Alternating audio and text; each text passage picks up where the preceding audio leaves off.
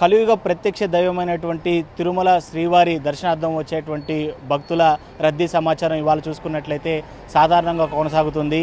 దాదాపు శ్రీవారి సర్వదర్శనం, ఉచిత దర్శనం, దివ్య దర్శనానికి 31 కంపార్ట్మెంట్లలో భక్తులు వేచి ఉన్నట్లుగా కూడా టీటీడీ ఓ ప్రకటనలో తెలిపింది.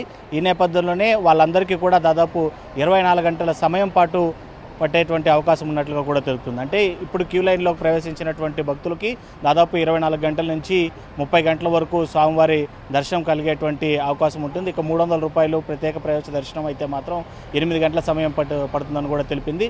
అదేవిధంగా నిన్న స్వామివారిని దాదాపు 74,400 మందికి పైగా స్వామివారిని దర్శించుకున్నారు. హుండీ ఆదాయం 3,47,00,000గా నమోదైంది. ఇక 30 గంటల సర్వదర్శనం కోసం వేచి ఉండే భక్తులకి క్యూ లైన్లో కావాల్సినటువంటి వెసులుబాట్లను టీటీడీ చూస్తుంది.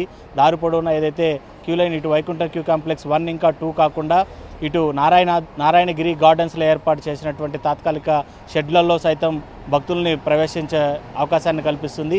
అవన్నీ కూడా నిండిపోవడంతో దాదాపు 1 కిలోమీటర్ల మేర ప్రస్తుతం క్యూ లైన్ అయితే మాత్రం బయట ఉంది. అయితే మధ్యాహ్నం లోపల వీరిని కూడా లోపలికి తీసుకునే అవకాశాలు కనిపిస్తున్నాయి. ఇలా లోపలికి ప్రవేశించిన వారికి కంపార్ట్మెంట్ వైజ్గా స్వామివారి దర్శనాన్ని కల్పిస్తుంది. ఇక నూతనంగా ఏదైతే స్వామివారి ఆలయం లోపల బంగారు వాకిలి వద్ద నుంచి కూడా గతంలో ఉండేటువంటి 5 లైన్లుగా వెళ్ళేటువంటి భక్తుల వెసులుబాటుని సింగిల్ లైన్గా మార్చారు. దీంతో మరికాస్త మంది భక్తులకి త్వరితగతిన దర్శనము కల్పించేటువంటి వెసులుబాటు ఉంటుందని టీటీడీ నమ్మింది. ఈ నేపథ్యంలోనే దాని ద్వారా సత్ఫలితాలు వస్తున్నట్లుగా కూడా టీటీడీ పేర్కొంది. మొత్తం మీద ఇవాళ అయితే మాత్రం తిరుమలలో భక్తుల రద్దీ అయితే మాత్రం సాధారణంగా కొనసాగుతుందని చెప్పొచ్చు. వీడియో జర్నలిస్ట్ ఎల్లైతో లోకేష్ రిపోర్టింగ్ ఫర్ RTV.